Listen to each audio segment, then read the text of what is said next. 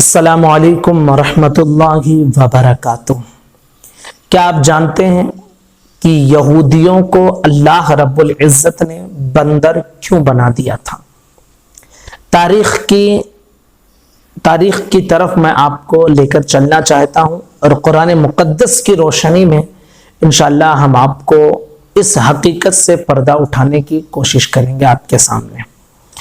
یہودی وہ قوم ہے کہ اللہ رب العزت نے ان کے بارے میں فرمایا وَلَوْ أَنَّهُمْ فَعَلُوا مَا يُوعَظُونَ بِهِ لَكَانَ خَيْرًا لَهُمْ، کہ اللہ رب العزت نے انہیں جن چیزوں کا حکم دیا تھا، جو نصیحتیں انہیں کی تھی، اگر وہ اس پر عمل کرتے لَكَانَ خَيْرًا لَهُمْ، تو یہ سب سے بہترین ہوتے، سب سے اچھے اور سب سے بھلائی والے انسان ہوتے۔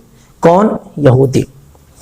قرآن مقدس میں انہی کے بارے میں فرمایا گیا وَفَضَّلْنَاهُمْ عَلَى الْعَالَمِينَ، اللہ فرماتا ہے کہ ہم نے ان کو ان کے دور میں، یہودیوں کے دور میں جب ان کا زمانہ چل رہا تھا، تمام دنیا کے لوگوں پر انہیں فضیلت عطا فرمائی تھی۔ اتنا رتبہ، اتنا اعلیٰ مقام اور اتنی آسائشیں ان کے لیے مہیا کروائی گئی تھیں، لیکن سب سے زیادہ اگر کوئی نافرمان قوم اس دنیا میں ہوئی ہے تو وہ یہودیوں کی قوم ہے۔ انہوں نے نبیوں کا قتل کیا، تقریباً 10,000 نبیوں کے یہ قاتل ہیں۔ یہ حضرت ابراہیم علیہ الصلاۃ والتسلیم پر انہوں نے زنا کی تہمت لگائی، ان کا گھناؤنا عقیدہ ہے حضرت اسحاق کے بارے میں، حضرت یعقوب علیہ السلام کے بارے میں، بلکہ حضرت یعقوب کے بارے میں یہ کہتے ہیں کہ وہ اللہ رب العزت سے لڑتے تھے اور کبھی وہ ان کو گرا دیتا تھا اور کبھی یہ ان کو گرا دیتے تھے۔ یہ اس طرح کا مطلب ان کا عقیدہ ہے۔ بہرحال یہ نافرمان قوم تھی۔ میں تاریخ کی جس طرف تاریخ کے جس حصے کی طرف میں آپ کو لے جانا چاہتا ہوں وہ یہ کہ اس قوم کو بندر کیوں بنایا گیا تھا، واقعہ کیا تھا؟ واقعہ یہ تھا کہ حضرت داؤد علیہ الصلاۃ والتسلیم کے زمانے میں انہیں حکم ہوا تھا کہ سنیچر کے دن یہ شکار نہ کریں، ہفتے کے دن یعنی سنیچر کے دن انہیں آزمائش میں مبتلا کیا گیا تھا کہ یہ سنیچر کے دن شکار نہ کریں، صرف عبادت کریں، گھروں میں رہیں۔ تو اب سنیچر کے دن ان کے یہاں منع کر دیا گیا، حرام قرار دے دیا گیا کہ شکار نہیں کر سکتے ہیں۔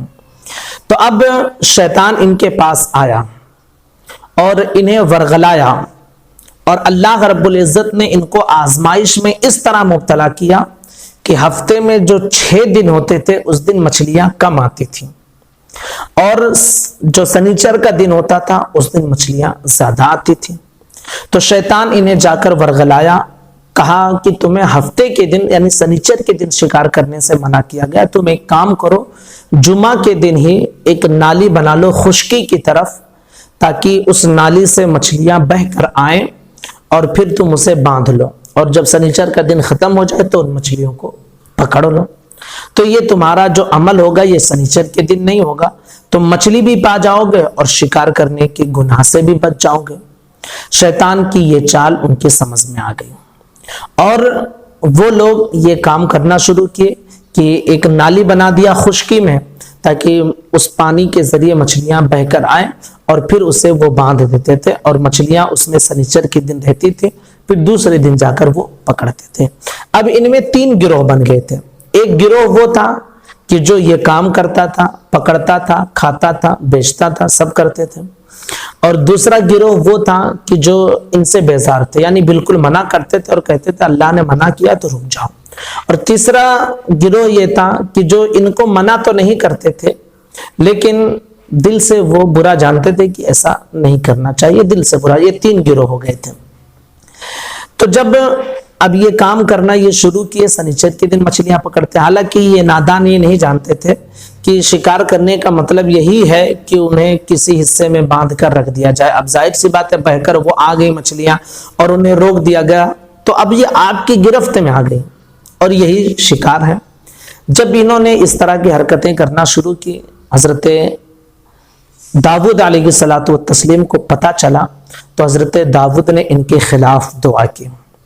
اب وہ لوگ جنہوں نے ان کو सनीचर के दिन शिकार करने से मना किया था, उन्होंने इनका मुकम्मल बाइकाट कर दिया और अपने और इनके बीच में एक दीवार खड़ी कर दी और अपने आने जाने का रास्ता अलग कर दिया और कहा ये नाफरमान कौम है, इन्होंने नबी की बात नहीं मानी और अल्लाह की बात नहीं मानी, इसलिए हमारा रिश्ता इनसे नहीं है।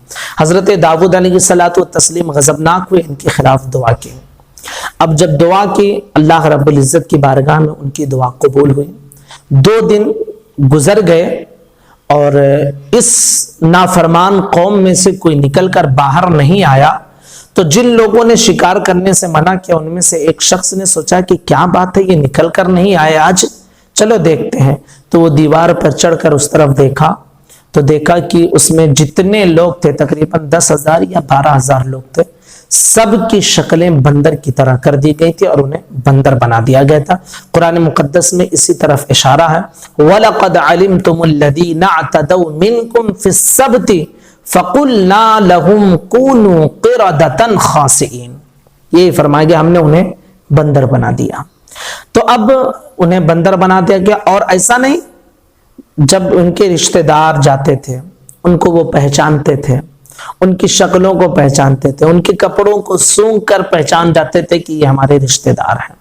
बहरहाल 3 दिन तक उसके अंदर वो रहे, बंदर की शक्ल कर दिए गए, खाने पीने से उन्हें महरूम कर दिया गया और 3 दिन के बाद उन सब को हिलाक कर दिया गया, बर्बाद कर दिया गया, खत्म कर दिया गया। जो लोग शिकार करने से मना करते थे उन लोगों को अजाब से महफूज रखा गया और सही रिवायत के मुताबिक उनको भी महफूज रखा गया कि जो इनको मना तो नहीं किए थे लेकिन दिल से बुरा जानते थे। इन दोनों गिरोहों को महफूज कर दिया गया और नाफरमान कौम को हलाक कर दिया गया, बर्बाद कर दिया गया और उन्हें बंदर बना दिया गया। तो ये तारीख की किताबों में भी मौजूद है और कुरान मुकद्दस में इशारतन, जैसा कि मैंने आयत करीमा जिक्र की है, उसमें भी मौजूद है तफसीर की किताबों में। तो ये वो नाफरमान कौम है कि जिसे अल्लाह रब्बुल इज्जत ने बंदर की शक्ल बना दी थी और इन्हें बंदर बना दिया था। हमारे चैनल के साथ आप जुड़े रहें, इंशाअल्लाह इस तरह की सही नॉलेज कुरान और हदीस के मुताबिक जो आपके सामने हम लेकर आते रहेंगे। अस्सलामु अलैकुम व रहमतुल्लाहि व बरकातुहू।